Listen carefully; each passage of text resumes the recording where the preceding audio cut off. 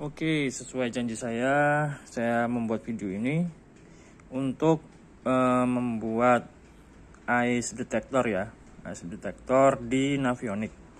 Jadi yang kita perlukan adalah ini RTL SDR. Ini untuk penerima gelombang radio ya. Fungsinya banyak banget. Mungkin bisa dicari-cari di Google tentang RTL SDR. Kemudian kita butuh dongle-nya juga. Dongle-nya ini saya pakai yang Type C, USB Type C ya. Nah, kemudian tentu saja perangkatnya. Baik. Nah, selain itu yang kita butuhkan lagi adalah install aplikasi iShare. iShare ini dia aplikasi berbayar ya. Aplikasi berbayar 40.000. Jadi fungsinya aplikasi ini adalah menerjemahkan sinyal yang diterima oleh RTL SDR ini, perangkat ini diterjemahkan ke format ICE. Nah, nanti kita coba. Jadi setelah diinstal aplikasinya itu 40.000. Ada ini RTL ICE driver. Nah, ini drivernya untuk mengenalkan antara alat ini dengan perangkat kita, perangkat Android kita ya. Nah, untuk saat ini statusnya stop. Nanti kita coba. Oke, ini yang kita perlu perhatikan, mungkin setelah ditancepin dia akan otomatis detect drivernya. Jadi diinstal dulu ya aplikasi driver ICE-nya. Setelah diinstal, kita bisa coba. Nah, akan muncul seperti ini. Allow RTL ICE driver to access RTL, perangkat ini namanya RTL SDR. Kita oke saja. Nah, ini akan jalan sambil menunggu dia proses detecting ICE, sinyal ICE ya yang diterima oleh perangkat ini. Kita perlu setting di boarding HD-nya. Jadi kalau sudah jalan ada tanda ini ya, ada tanda kapal sama iShare-nya itu. Nah, di boarding HD-nya sendiri kita menuju ke menu. Oke, kemudian ke connect a device. Nah, di sini saya sudah buat sebelumnya. Jadi untuk caranya itu Jadi untuk caranya itu hanya kita isikan alamatnya ini ya. Untuk namanya ini karena dia statusnya lagi jalan jadi nggak bisa dirubah.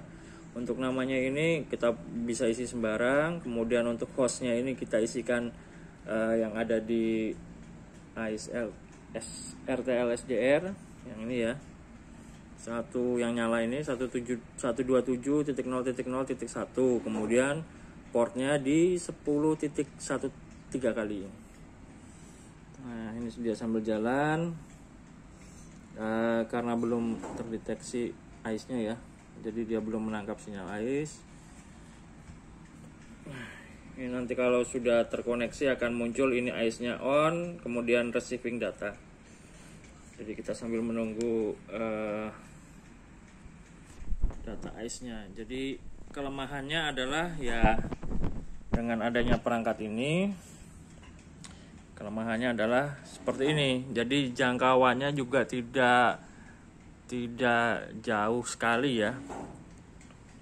Kalau 1 kilo mungkin masih dapat. Mungkin tadi sempat ada sinyal yang diterima. Oke. Sambil menunggu perangkat. Nah, ini ada beberapa sinyal yang diterima, ada 6. Jadi diterima ada 6. Kalau sudah seperti ini sudah ada bar warna-warni gitu ya. Sudah ada bar warna-warni gitu. Kita cek di boarding HD-nya. Nah, ini ICE receiving data.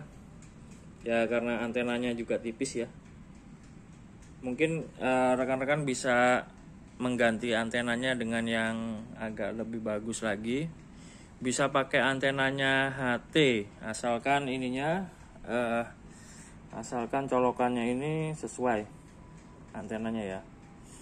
Nah, agar lebih bagus penerimaannya, di sini sudah receiving data. Nanti di tampilannya akan muncul data ICE kapal. Nah, ini dia. Oke, kita pencet aja di situ. Nah, ini ada data ICE kapal yang ada di sekitar kita. Belum masih proses kali ya. Masih proses untuk akses datanya. Tapi di sini sudah terdeteksi ada kapal di sana, hanya kita belum dapatkan detailnya. Karena sinyal antena yang kita gunakan itu kecil sekali, dan jaraknya juga otomatis tidak terlalu jauh ya yang diterima. Kalau posisi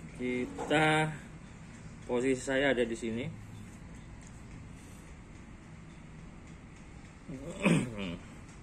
Posisi saya ada di situ. Ini juga belum dapat lagi sinyalnya. Nah, itu dia muncul. Ya. Muncul titik hijau berbentuk kapal itu.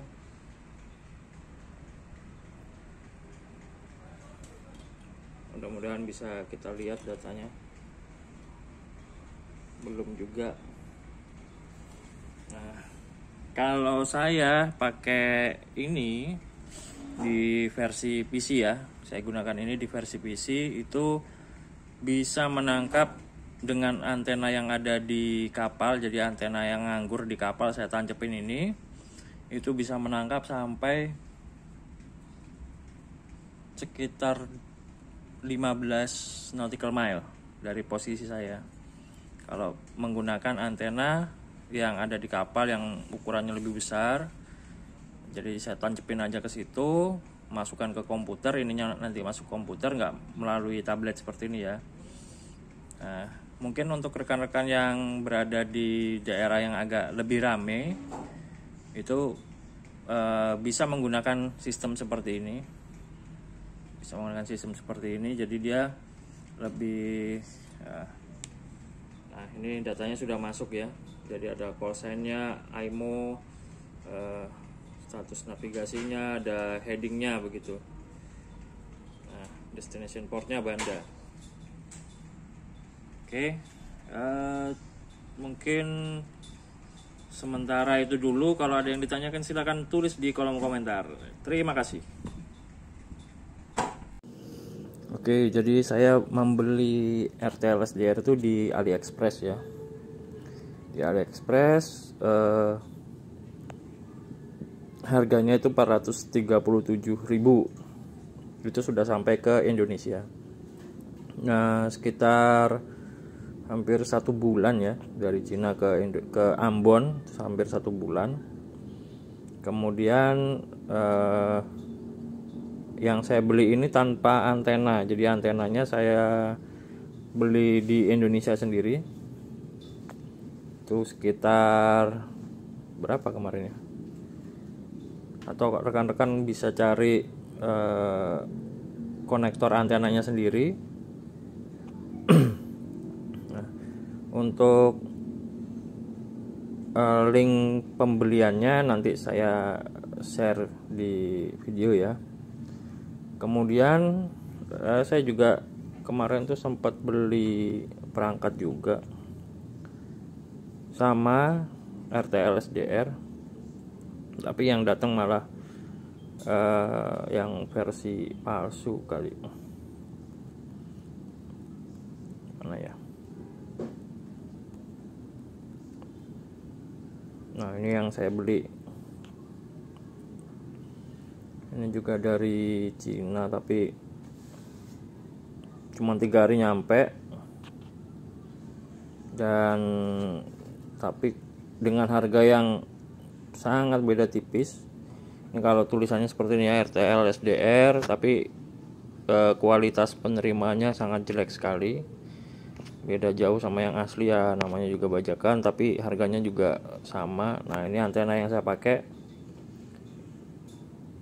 itu ya, antena yang saya pakai itu seperti di video tadi. Jadi jangan sampai tertipu ya untuk teman-teman, daripada nyesel. Harganya juga sama tuh, 469.000 sudah termasuk ongkirnya itu 50.000. Oke, nanti saya share untuk link pembelian dari AliExpress.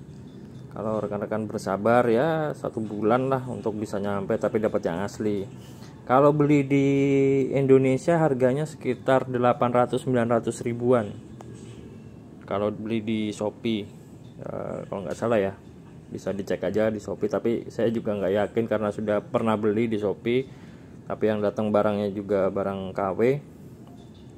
Dicoba juga nggak bisa, pakai antena kapal, milik kapal yang udah bagus sekali juga dia penerimanya jelek sekali. Oke, mungkin itu saja teman-teman. Oh iya, untuk aplikasi tadi ya, untuk aplikasinya ini RTL Ice Driver, yang ini RTL Ice Drivernya itu berbayar 40.000. Silakan download langsung di Play Store.